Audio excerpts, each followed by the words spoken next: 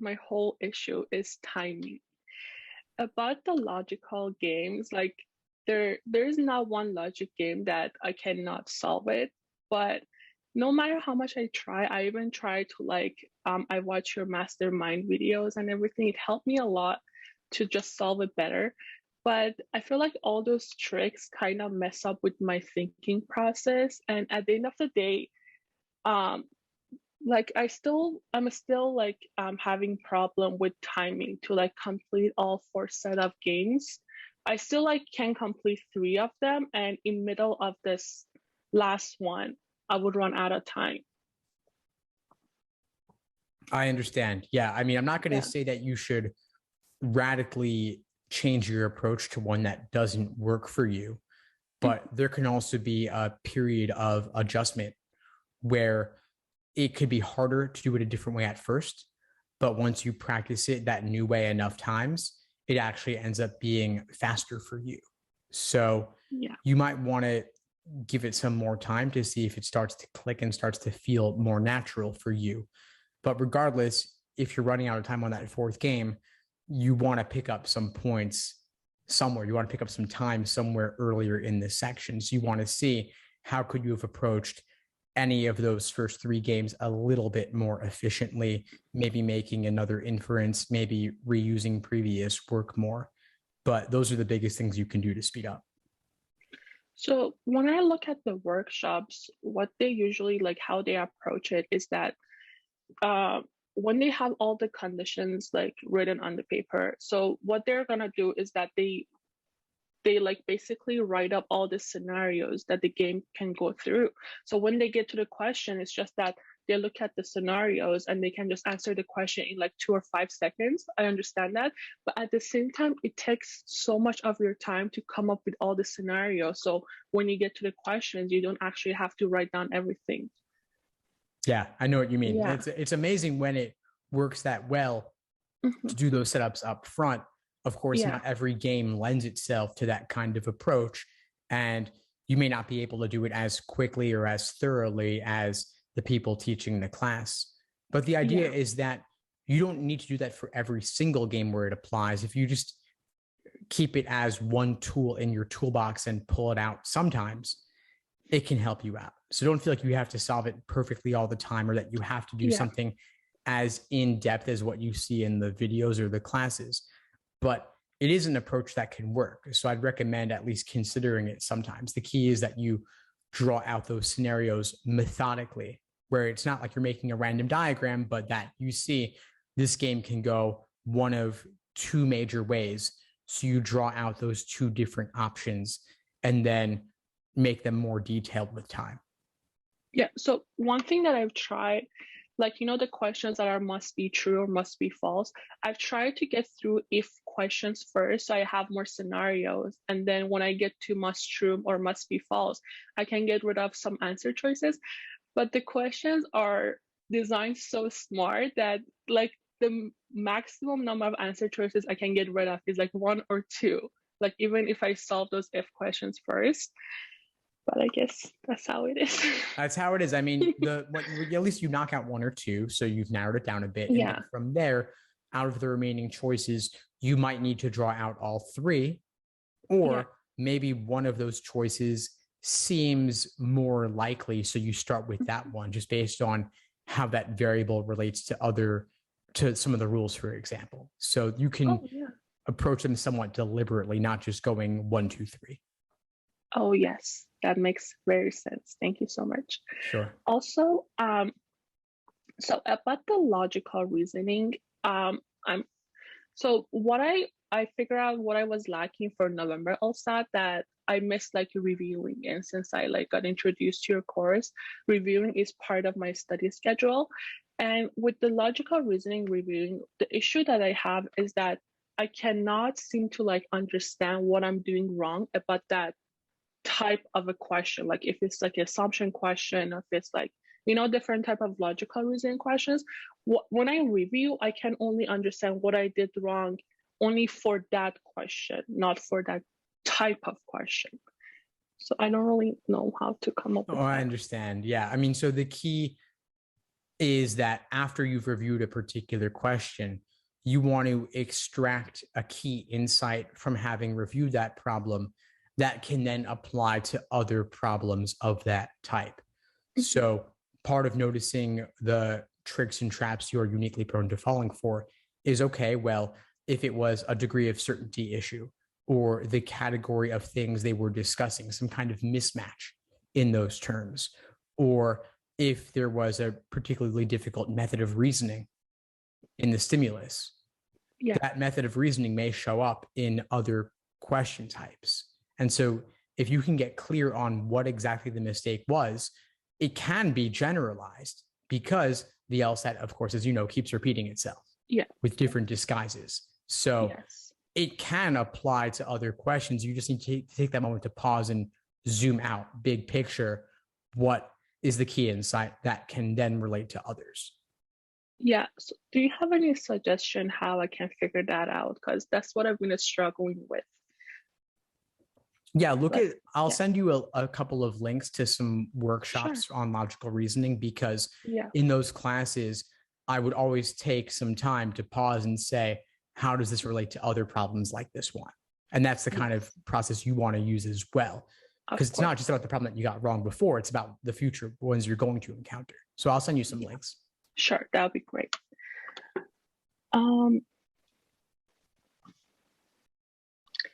Okay, so what I've been trying to do for logical reasoning is that, so when I first started studying, so number 1 to number 10 were the easiest the questions for me. I would get them right 100% of time. Then I tried to like evolve myself from number 1 to number 15 would be easiest for me. So I always do 115 right on time, like 1 minute per question. I would get all of them, like, you know, it's like the best of the question set for me. And then once I hit number 15, I go to number 25, or like the lastest one, 26. And from there, I would still be doing fine till I get to number 21. And the hardest ones for me are number 16 and number 20. And those are the ones that I always get, I always run out of time to like answer them. Those are the hardest questions. I mean, that's not what you describe is not surprising at all. It's just that harder questions are going to take longer. And I think your approach is reasonable, because if you're going to run out of time, you might as well run out of time when you've already completed all the easier ones. So I don't see this as a particular problem, other than that you don't want to run out of time. You want to be able to solve everything. And so, so you get faster by understanding the problems more deeply. And so I would suggest reviewing more logical reasoning questions, reviewing more difficult logical reasoning questions, and just overall working on your pacing. So maybe there are some easier questions that you could be solving just a little bit more quickly, meaning that you're already getting them right. You don't need to double check or triple check them. You can trust your gut on those and move on. And you also don't want to risk getting bogged down on a question without making progress on it. So maybe if you can recognize, hey, I'm getting stuck here, it's not clicking, I'm just going to flag this one, skip it, and come back to it later. And at least that way you can complete the section. And then if you have a buffer of a couple of minutes, you can then go back and handle any questions you might have flagged earlier. Yeah, that makes sense. Also about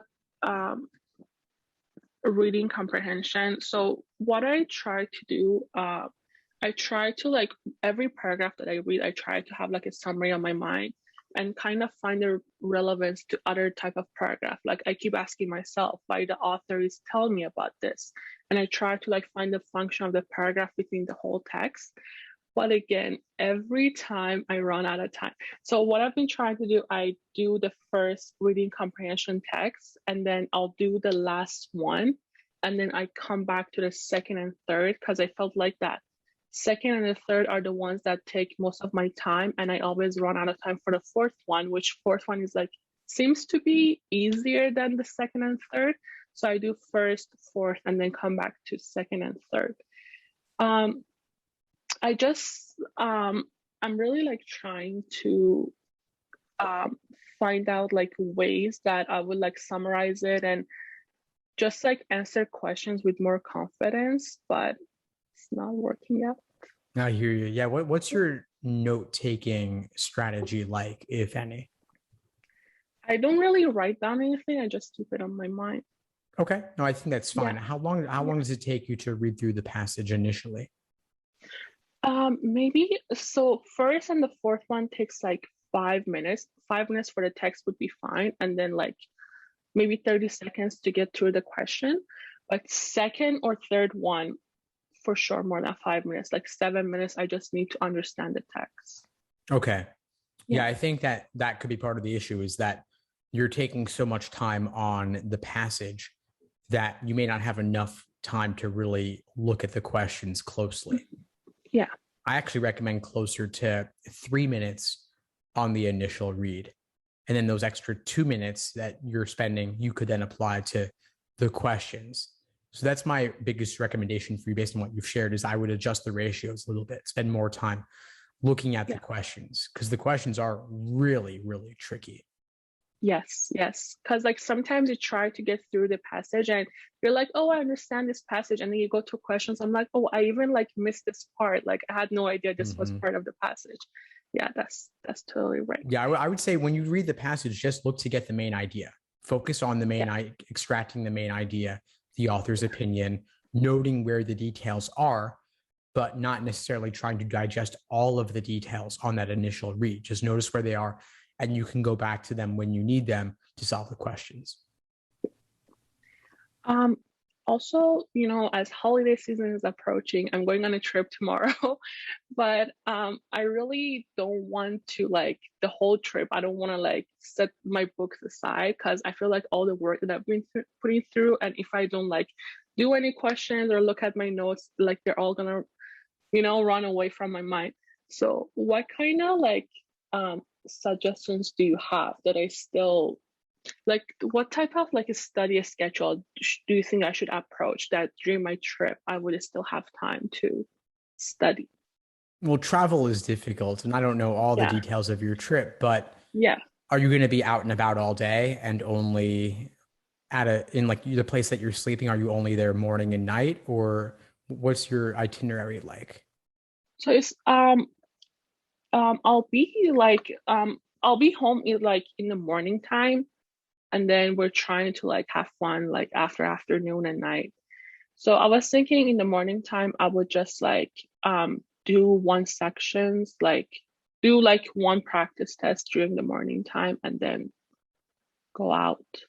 But I'm not sure Okay. if that's like the smartest approach or there's No, I something think else it's that I should okay. I think it's consider. okay. I mean, a full practice test in the morning is a lot, and I would Yeah. not recommend doing practice tests on consecutive days. So maybe some mornings you'll do a full practice test, maybe once or twice a week. But then on the other mornings, even just spending an hour and doing Yeah. a section and a little bit of review, or watching a video in the course and doing a couple of questions, that's enough. I mean, Yeah. let's be realistic. I mean, a trip is not the ideal setting to do focused LSAT studies. So you don't need to try and replicate an entire typical day of study on a vacation day. I would suggest instead just do a little bit anywhere from 10 minutes to 2 hours in the morning before you leave for the day, depending on how you're feeling that day and what else is going on. And then know that you can make it up and do a bit more once you get back. Yeah. Yeah, I'll try my best. Also, this one, I'm not sure, like, it could be useful to other students, but at the same time, I feel kind of uncomfortable sharing it. But I would really wanted to ask for your advice. So, in my undergraduate, okay, what I've done, we had this organic chemistry course, and we had like pre-labs, and the pre-lab were like every pre-lab was like 2% of your mark. And I did perfect. I got like A plus on all my midterms and everything else.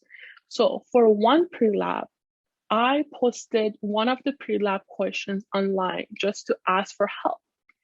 And nothing on the course outline was saying that you cannot post like a question online. Like it wouldn't be an academic dishonesty. Like I was always terrified of that. So, and the website that you would post your question, it wouldn't even show up your information. So what my prof did, my prof reached out to the website and asked like, what was the person's email who posted the question, and they give him the email. So I ended up with, like the 2% pre-lab question, which was like 5 questions, and I posted 1. I failed the whole course, which is, it's okay. I had like A+ on the midterm. It's okay, but I'm really terrified of the record, and it's not something that, like if the law school sees the record, it's definitely something that would be, it's like the worst case situation. But at the same time, it was really something small that first I didn't have the intention to like cheat or do any type of academic dishonesty. And so I don't know what to do about it. Like, no, I'm very sorry to hear about this. Obviously, you did not have any ill intentions. This was just a misunderstanding. Yeah. I would suggest, and this is not going to ruin your chances or anything like that, I would recommend simply writing a very brief essay, Yes. very matter of fact about this, and that should be enough. So do you think that for 100% they're going to look at that academic dishonesty record? Because if they're not looking at it, I don't want to be the one who's stepping forward and just telling them about that 2% pre-lab question that they posted online. I don't like. I understand your concern. Yeah. I mean, it's all based on the wording of the questions on the application. Mm-hmm. Typically, the questions will include something like this, like any academic, disciplinary things or anything of that nature. Applications for law schools vary. Different law schools ask different questions. I think many of them will ask a question that would require you to disclose this. And you don't want to leave a question like that unanswered, because then if it's on your transcript, of course, yeah. Like if they see that you failed a class, right? Like that's a question that requires addressing regardless. Mm-hmm.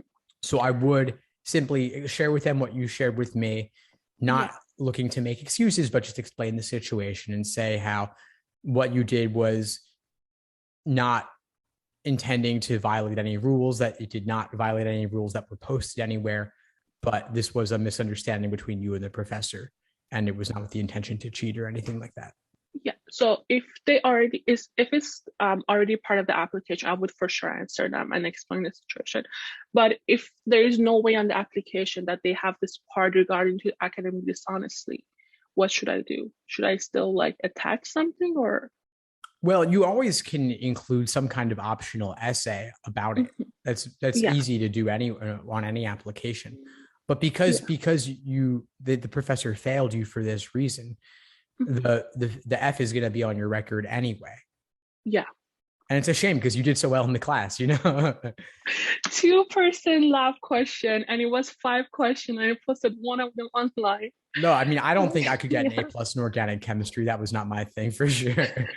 So you definitely have the skills there. I mean, it's unfortunate, but I would just write a very brief essay, very matter of fact, explaining the situation just to cover that. Sure. Of course, I'll do that. Okay, so I don't really have any, let me see if I asked everything. Yes, so that was all I had for today. And thank you so much again for meeting with me.